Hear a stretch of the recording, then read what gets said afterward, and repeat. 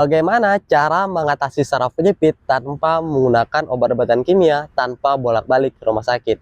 Nah, jadi ini kisah dari temanku waktu itu yang 2 tahun lalu sempat mengalami saraf penyempit yang diakibatkan karena dulu sering angkat beban berat dalam posisi yang salah. Yang akhirnya waktu itu mengakibatkan pinggang sebelah kiri itu tertarik dan akhirnya sakitnya itu menjalar sampai ke kaki dan menyebabkan beliau 1 bulan nggak bisa jalan sama sekali. Nah, setelah melakukan pemeriksaan waktu itu di rumah sakit dengan dilakukan ronsen, ternyata waktu itu beliau terkena penyumbatan di L5S1 dan waktu itu bahkan disaranin sama dokter beliau ini harus operasi. Nah, tapi waktu itu beliau berpikir lah selain biaya mahal juga risikonya sangat tinggi. Artinya waktu itu beliau mencoba cara lain lah yang disarankan sama dokter juga waktu itu dengan terapi, habis itu fisioterapi, habis itu dengan obat-obatan tradisional. Tapi dalam waktu 1 tahun beliau lakukan, beliau mendapatkan perubahan, belum ada hasil yang signifikan. Termasuk waktu itu disaranin sama temannya dengan terapi air atau renang.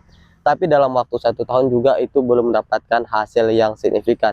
Artinya waktu itu dari situlah beliau mencari lagi berbagai informasi ke sana kemari waktu itu beliau lakukan, dan sabarnya waktu itu ketemulah dengan salah satu pengobatan herbal menggunakan suplementasi dengan herbal TCM dari Cina yang dapat mempercepat pemulihan saraf, karena herbal TCM ini yaitu mengandung kalsium sangat baik untuk tulang dan juga mengandung vitamin B yang bagus untuk saraf dan mengandung mineral-mineral lain. Alhamdulillah waktu itu dalam 3 bulan awal beliau konsumsi, beliau mendapatkan perubahan, dan sampai akhirnya di bulan ke-6 beliau mendapatkan perubahan dan hasil luar biasa dan udah bisa beraktivitas normal kembali.